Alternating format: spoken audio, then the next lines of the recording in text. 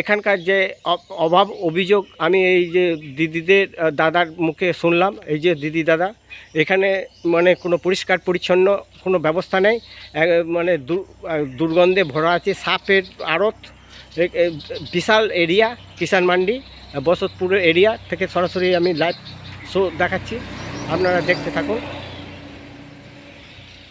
তাই বিধায়কের কাছে আমার অনুরোধ, আপনারা অবশ্যই এখানে লুক আফটার করে এত সুন্দর পরিবেশ তৈরি করার জন্য আপনারা এগিয়ে আসুন।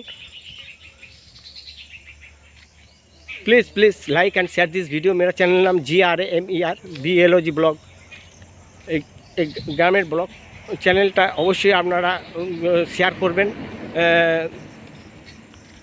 দেশে দশের উন্নতির জন্য। এই দেখছেন বিশাল এরিয়া জঙ্গলে ভরা, এখানকার যারা অফিসার তাদের পেমেন্ট নেওয়ার পর আর কোনো দেখাশোনা নেই, যে এত সুন্দর কিষাণ মান্ডিকে সাজিয়ে গুছিয়ে তোলার মতো তাদের পরিচালনা করার মতো কোনো ক্ষমতা নেই। সে পেমেন্ট পেলেই হয়ে গেল, কাজ